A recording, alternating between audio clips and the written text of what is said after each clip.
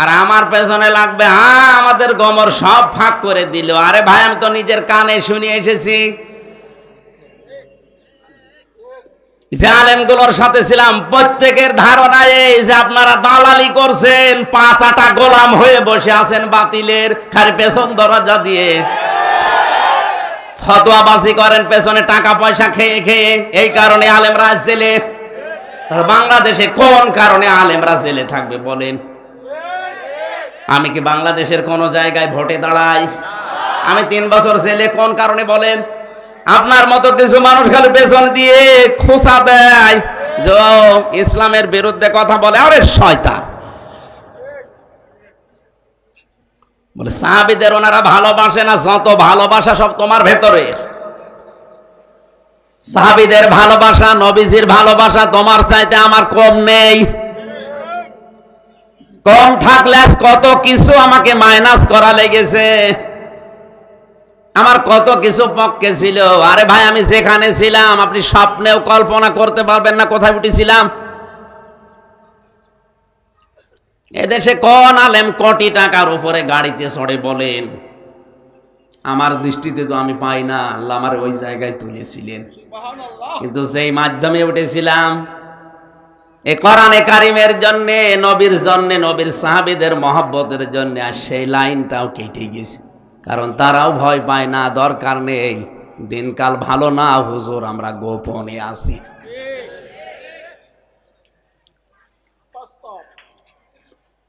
আপনি তো এক বেলা খেতেও পান না। আর আমি যেখানে ছিলাম আপনার কল্পনার অতীত, সব ছাড়া লেগেছে আমারে। পরিবারের বাধা, সমাজের বাধা, দলের বাধা, কত বাধা উপেক্ষা করে আল্লাহর নবীর সাহাবীদের মহব্বত দেখাতে গিয়ে 3টা বছরে এক ঘরের ভেতরে কাটিয়েছি। আপনি 5 দিন থেকে দেখেন তো। অহংকারের জন্য বলছি না, আল্লাহর কসম, শুধু কোরআন শরীফ ছিল আর ভেতরে আল্লাহ ধৈর্য দিয়েছিল, এই কারণে টিকে থাকা সম্ভব হয়েছে। তাছাড়া ওই রকম পরিবেশে যোগাযোগ বিচ্ছিন্ন করে অন্য সবাইকে মোবাইল ব্যবহার করতে দেয় 7 দিনে 1 দিন, আর আলেমদেরকে একেবারে বিচ্ছিন্ন করে রেখে দিয়েছে। না, বাড়ির কোনো যোগাযোগ নেই। 3টা বছর, তাও 24 ঘন্টা এক ঘরে, এদিকে 2.5 হাত, এদিকে 3.5 হাত, থাকেন পুড়ি। আর যে খাবার দেয় ওটা খেয়ে বেঁচে থাকেন, মরে যান। এমনিতে শরীরের অবস্থা। আর যত মহব্বত এখন তোমার উতলিয়ে পড়ছে, আমরা সাহাবীদের ভালোবাসি না, নবীকে আমরা ভালোবাসি না, যত ভালোবাসা তোমাদের। এগুলো ভণ্ডামি, চিটারি, বাটপারি, উম্মতকে ডিভাইডেড করার জন্য অনেকে উঠে পড়ে লিখেছে বাতিলের কাছে টাকা। জেলের আলেমগুলো আমাকে বলেছে ওরা টাকা খায়, ওরা দালালি করে, এগুলো আলেম নামে, এগুলো জালেম। নাম ধরে আমি বলতে পারতাম, কিন্তু বললাম না। কোন কারণে মাওলানা মামুনুল হক আজ 3 বছর জেলে? বলেন আপনার কারণে। আপনার মতো কিছু দালাল মৌলবী উল্টা পাল্টা ফতোয়া দিয়ে, পেছন দরজা দিয়ে শুধু 5 আটে। সরকারের অত দায় পড়ে যায়নি যে আলেমদেরকে 3 বছর 5 বছর জেলে রেখে দেওয়া লাগবে, কোনো দায় পড়েনি। আপনার মতো দালাল মৌলবীর কারণে আজ হাজারো আলেম এখনো পর্যন্ত জেল খাটছে। আর ও দাবি করছে আমি জান্নাতে যাব না, আমি মিয়ারে হক নিয়ে। কি মিয়ারে হকের ফতোয়া তুলে দেখো দিন। 20 শতাব্দীর যিনি শ্রেষ্ঠ মুজাদ্দিদ ছিলেন, তারা বোঝে নাই তাদের ইসলামের খেদমত শুনলে তামাম দুনিয়া আটকে ওঠে। আর ওর পেটে বোম মারলে বের হয় না, ও বড় খেদমতগার হয়ে গেছে।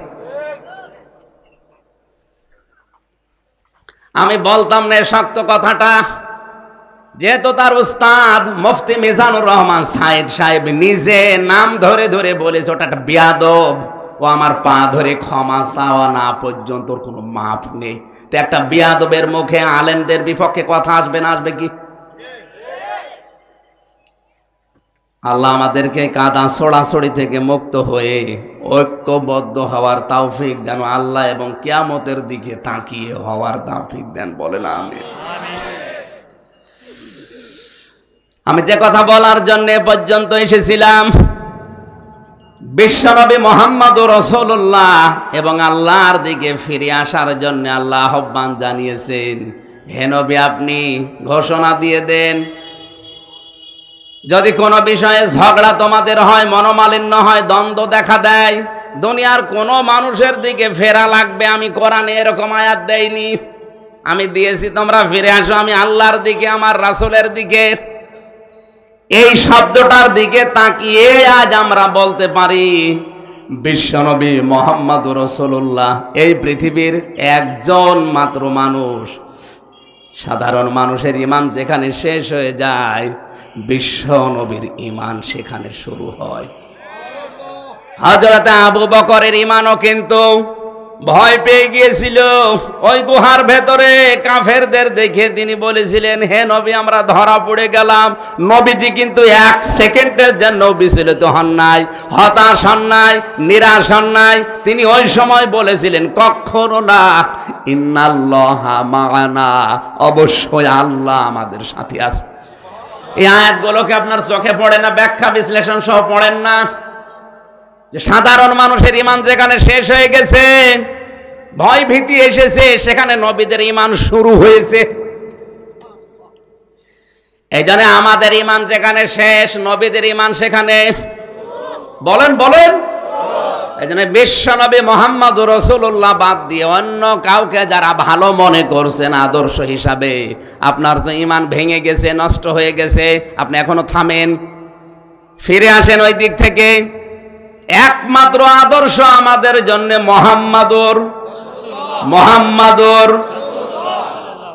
আশা করছে বিষয়ের কথা বলা লাগবে না। এরপরেও যদি কেউ না বোঝার ভান করে এরকম কাদা ছড়াছড়ি ফতোয়াবাজি করেন, আপনাকে আমি আল্লাহর উপরে ছেড়ে দিলাম, যান। আজকে আয়াত পড়েছি শাবান মাস, যেহেতু এটা আর মাত্র 6 দিন পরে আমাদের সামনে বিশাল একটা মাস ছায়া ফেলছে। আল্লাহ রাব্বুল আলামিন কোরআনে কারিমে কি বৃষ্টি হচ্ছে? জবান ছেড়ে আমরা আগে কোরআনে প্রবেশ করি, বলেন আউযু বিল্লাহি আরেকটা মন মতো বিসমিল্লাহির রহমানির রহিম। ইন্না ইদ্দাতাশ শুহুরি ইনদাল্লাহি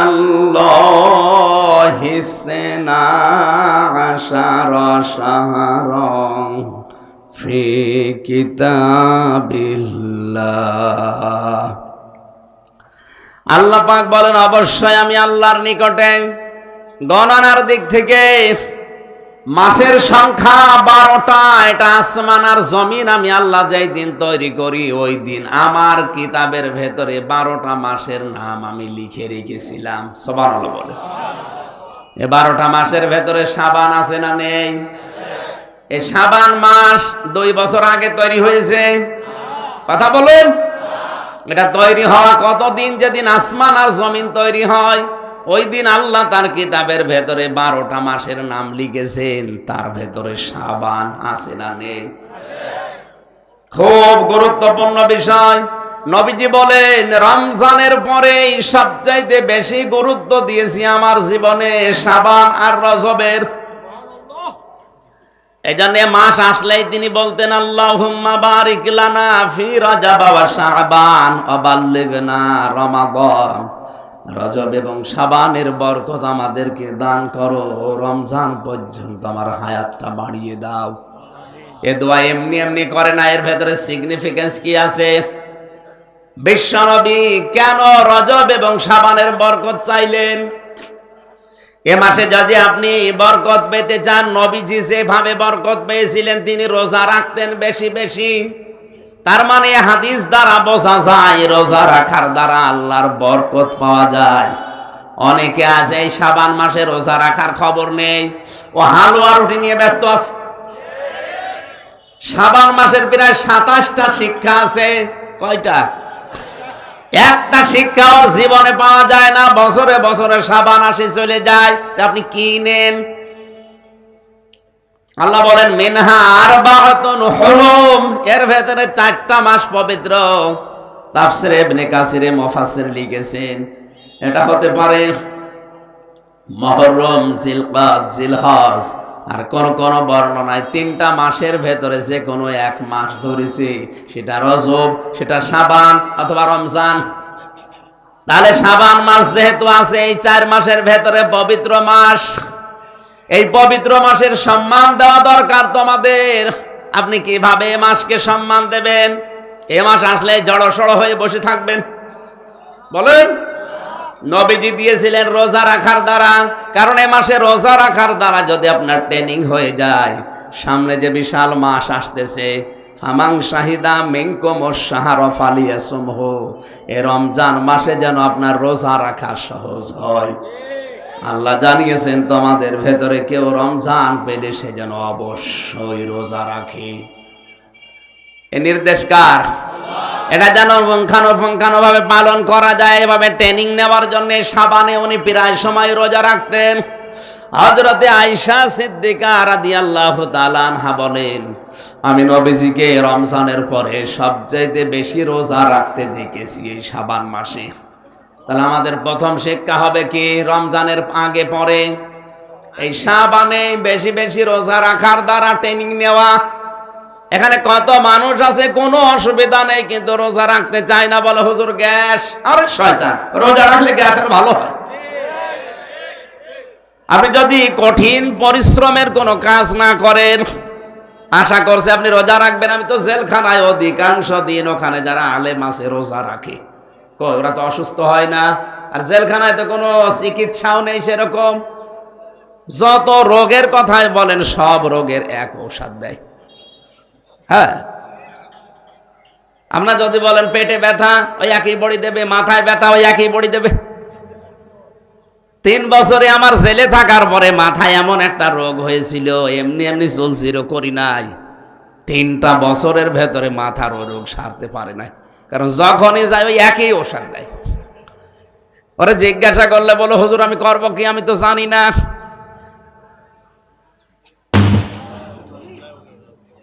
বাস্ট হয়ে গেছে, অসুবিধা নেই। ট্রান্সমিটার মনে হয় বাস্ট হয়ে গেছে। লাইন দেন, লাইন দেন।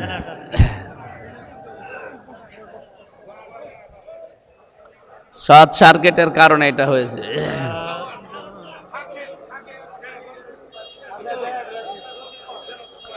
আল্লাহুম্মা সাল্লি আলা সাইয়্যিদিনা মাওলানা মুহাম্মদ ওয়া আলা আলি সাইয়্যিদিনা মাওলানা। এই কষ্ট হচ্ছে আপনাদের? এ ওঠাওঠি করে কারা এরা? বসেন না, মুরব্বী কিছু মানুষ উঠছে, উঠুক। যুবক বসো। 1-1.5 ঘন্টা যদি বসে থাকতে না পারে তো বিয়ে দিলে বউ টেকবে? আমি আর নিচে নামলাম। এরপরে যদি কোনো যুবক মানুষ ওঠে, এমন কথা বলবো জীবনে আর বিয়ে হবে না আপনার। কারণ এখানে হাজারো মেয়ের বাপ বসে আছে, আপনারা চিনে রাখছে না ভাই। 1-1.5 ঘন্টা আপনি বসতে পারেন না, আপনার বউ পরকীয়া প্রেম করবে না, করবে কি? অবশ্য ঠিক। তার মানে এই এলাকায় মনে হয় এগুলো চলছে।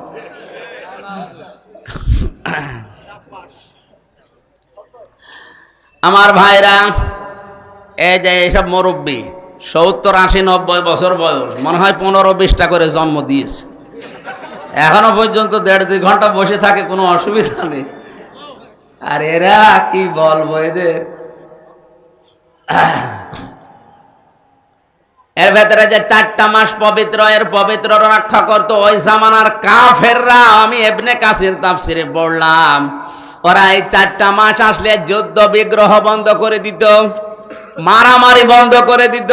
কারো সাথে যদি দাঙ্গা হাঙ্গা মামলা মোকদ্দমা চলতো, বলতো ভাই শাবান মাস এসে গেছে, এখন মামলা হামলা মারামারি হবে, আপনার সাথে সব স্টপ, এ মাস চলে যাক, এরপরে আবার শুরু করব। আরে ভাই, কাফেররা যদি এ কথা বলতে পারে যে শাবান মাস এটা পবিত্র মাস, এ মাসে মারামারি গন্ডগোল মামলা হামলা দেওয়া যায় না, অথচ বাংলাদেশে এখনো পর্যন্ত মুসলমানেরা এ মাসের সম্মান এভাবে দিতে পারে না। এই মাসে অনেকে মামলা দিচ্ছে মিথ্যা মিথ্যা সাক্ষ্য এ মাসে বন্ধ হয়েছে। মারামারি গন্ডগোল মনোমালিন্য যাদের ছিল বন্ধ করে দিয়েছে। কিসের সম্মান দিচ্ছেন আপনি? আশিকে রাসূল দাবি করে বসে আছেন কোন কারণে? এইটাই তো আশিকে রাসূলের নমুনা। কাফেররা যদি এ মাসকে সম্মান দিয়ে তারা মারামারি দাঙ্গা হাঙ্গা সেই মাসের পরে মাস গন্ডগোল চলছে, সেটা এ মাস আসলে বন্ধ করে দিত, বলতে বাদ দেন, পরে আবার শুরু করবো আপনাকে। আর আমরা এ মাসে এখনো মনোমালিন্য বন্ধ করি না। এই মাসে আসার পরে আরো আলেমদের কাদা ছোড়াছড়ি বেরিস, জালেমে জালেমে দোস্তি হয়ে যাচ্ছে, আর আলেমে আলেমে এখন শত্রুতা বাড়ছে। যে আলেমরা এই মাসে এসে আরো আলেমে আলেমে দ্বন্দ্ব লাগিয়েছে, এগুলো আলেম নামে কলঙ্ক, এগুলো জালেম। কারণ কাফেররা এই মাসকে সম্মান দিয়েছে মারামারি বন্ধ করে, গন্ডগোল মনোমালিন্য বন্ধ করে, আর এরা এ মাসে আরো উস্কে দিচ্ছে। আপনি থামেন, এ মাসটা চলে যাক, এরপর আবার শুরু করুন। এ মাসের সম্মান দেওয়ার জন্য আহ্বান জানাচ্ছি যাদের টাকা পয়সা আছে। আপনাকে আমি দান করতে বলছি না, আপনার দান করারও দরকার নেই। এই মাসের সম্মানে টাকা যদি ব্যাংকে পড়ে থাকে, টাকাগুলো তুলে আপনি একটা কর্মসংস্থান তৈরি করেন, ওয়ার্কশপ তৈরি করেন। এই এলাকায় যেহেতু হাওড় এলাকা না, এখানে যেই কর্মজীবন চলে ওই রকম কর্মসংস্থান 20 জন মানুষকে তৈরি করে দিন। আপনি শুধু মনে করেন নামাজ পড়া, রোজা করা, কালো বোরকা পরা আর আমি আল্লাহ আল্লাহ করছি, এইটাই ভালো কাজ। কে বলেছে আপনাকে? কুনতুম খায়রা উম্মাতিন উখরিজাত লিন-নাস, তোমরাই শ্রেষ্ঠ জাতি, মানুষের কল্যাণের জন্য তোমাদেরকে আমি আল্লাহ বের করেছি। আপনার জন্য যদি মানুষের কল্যাণই না হয়, তা আপনি আর কুকুর সমান। সুতরাং এই শাবান মাসের সম্মান দেওয়ার জন্য আপনার টাকা থাকলে, আপনার ক্ষমতা থাকলে 20 জন মানুষের কর্মসংস্থান তৈরি করে দিন। এক কথা বলেন। প্রধানমন্ত্রী শেখ হাসিনার জীবনে কিছু কবুল হবে কি হবে না আমি জানি না, তবে একটা কাজ আমার দৃষ্টিতে খুব ভালো লাগে, একটি খামার একটি বাড়ি। এই প্রকল্পের মাধ্যমে লক্ষ লক্ষ মানুষেরা একটা বাড়ি, একটা ফ্ল্যাট পেয়ে মাথা গোজার ঠাঁই পেয়েছে, আর একটা খামারের মাধ্যমে একটা কর্মসংস্থান পেয়ে তার জীবনটা তৈরি করেছে।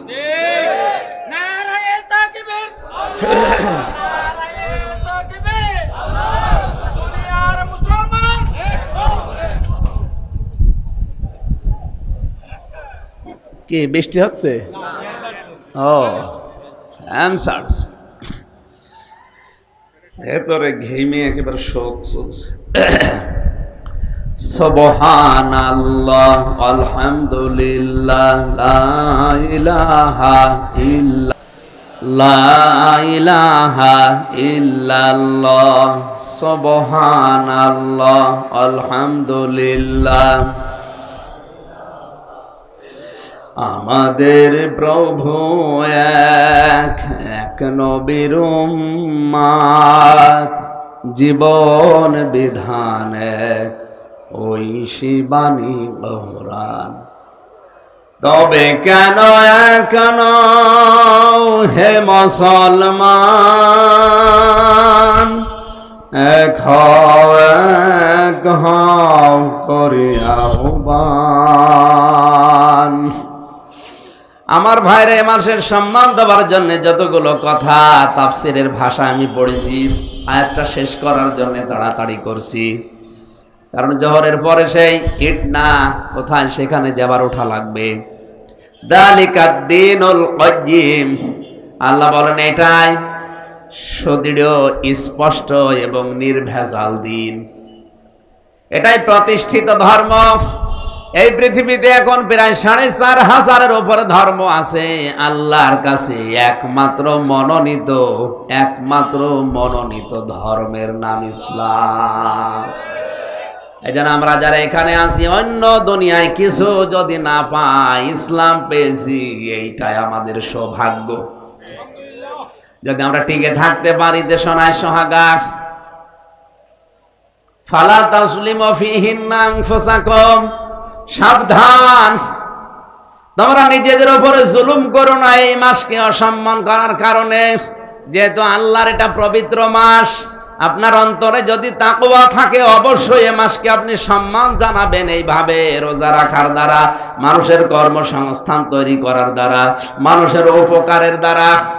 যার যতটুকু সামর্থ্য আছে ওই জায়গা থেকে যদি আজ আমরা দাঁড়িয়ে যেতাম, আমার মনে হয় বাংলাদেশ অনেক দিন আগে সোনার বাংলা হয়ে যেত। এদেশের অভাব শুধু মানুষের চরিত্রের। যারা আজ ক্ষমতায় যায় তারা আজ আখের গোছানোর জন্য চেষ্টা চালায়।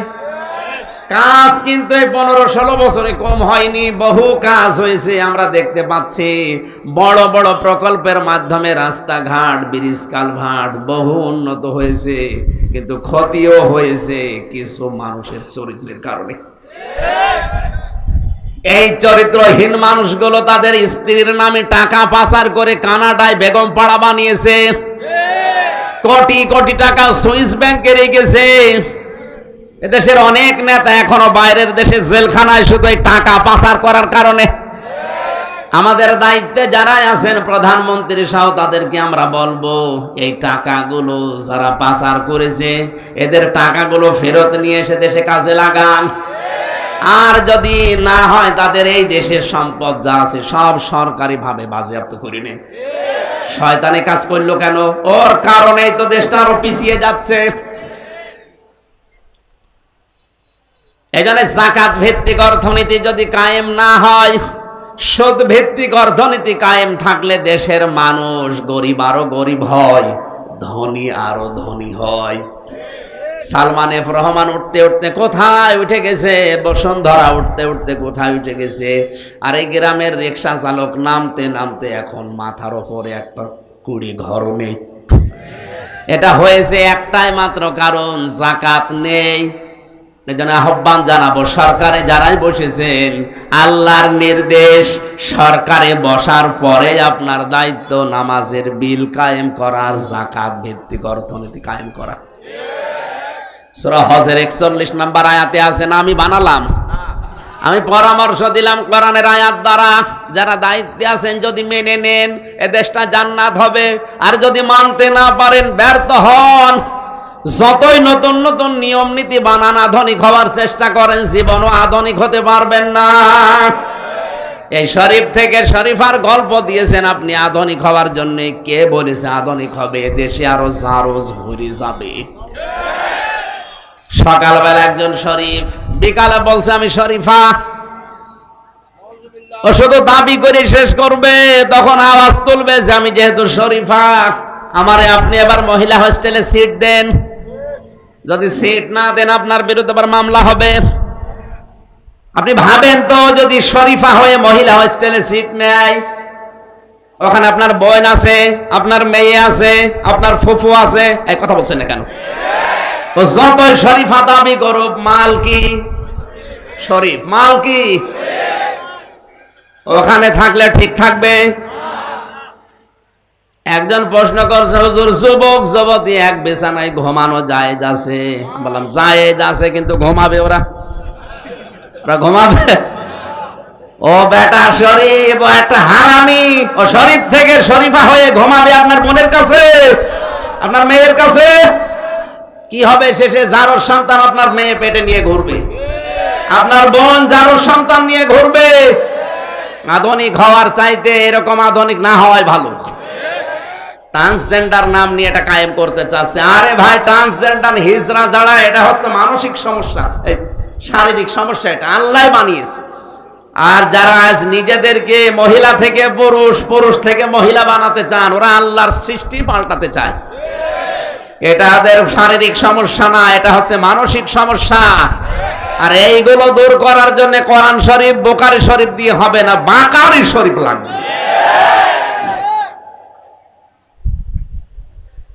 এই জন্য আমাদের উচিত হচ্ছে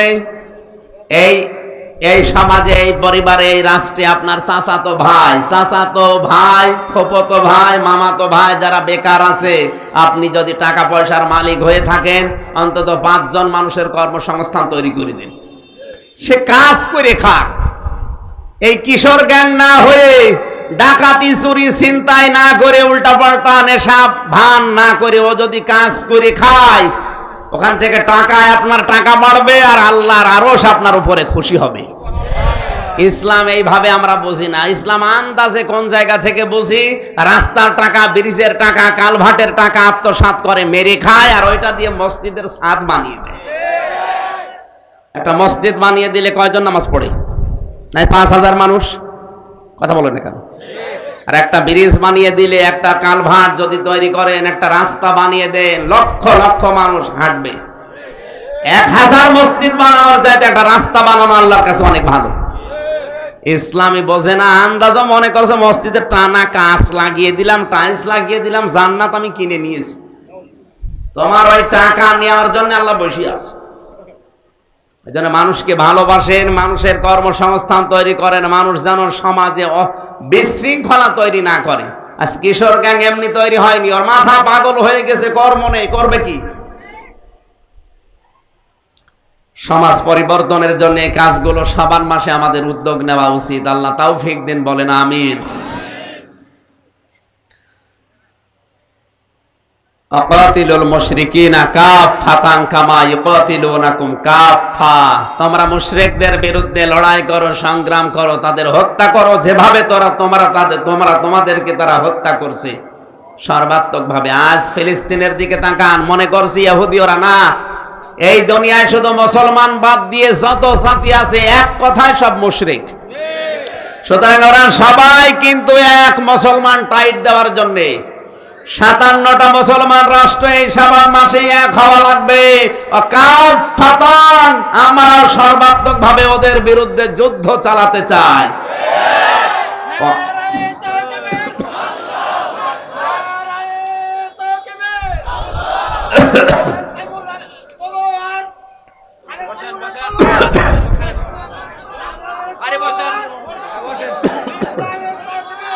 সম্মানিত ভাইরা, ওয়া'লামু আন্নাল্লাহা মা'আল মুত্তাকিন, জেনে রাখা দরকার এই কাজগুলো করলে সেই মানুষগুলো মুত্তাকি হবে, আর আল্লাহ মুত্তাকিদের সাথে আছেন। আল্লাহ আমাদেরকে আয়াতটা মেনে নেওয়ার তৌফিক দিন। সামনে যে পবিত্র মাস ছায়া ফেলতে